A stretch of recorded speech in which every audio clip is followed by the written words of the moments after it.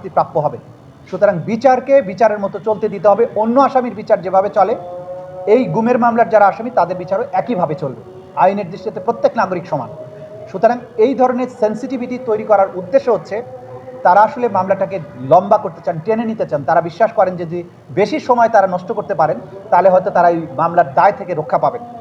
এই কারণে তারাই 3 মাস সময় চেয়েছেন। এটা আনহার্ড অফ যে এই জাতীয় আন্তর্জাতিক অপরাধ ট্রাইব্যুনাল বলেন বা এই সমস্ত ইন্টারন্যাশনাল যত ট্রাইব্যুনাল আছে, এরকম লম্বা সময় কখনোই অ্যালাউ করা যাবে না। স্পেসিফিক্যালি আমাদের আইনে বলা হয়েছে যে কোনো অবস্থাতে এই মামলাতে কোনো অ্যাডজর্নমেন্ট দেওয়া যাবে না যদি ন্যায় বিচারের প্রয়োজনে একান্ত প্রয়োজন না হয়।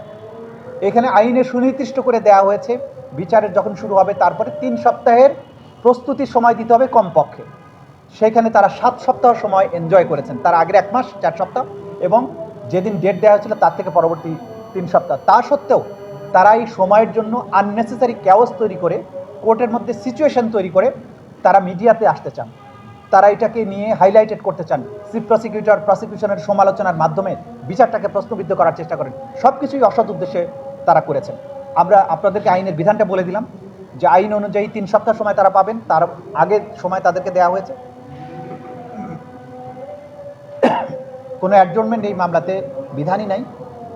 সুতরাং আইন অনুযায়ী বিচারটা হতে হবে এবং ডিসেন্সির প্রশ্নে তাদের ডিফেন্স সাইডের যে লয়ার, তিনি বিশেষ একজন লয়ার, তিনি কথা বলেছেন, তিনি আইন না জেনে কথা বলেছেন, তিনি আইন লঙ্ঘন করে কথা বলেছেন।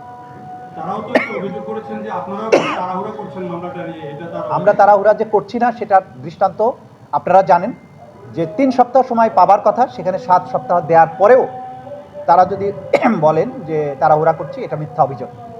এই ট্রাইব্যুনাল উইদাউট অ্যাডজর্নমেন্ট চলবে। প্রস্তুতির জন্য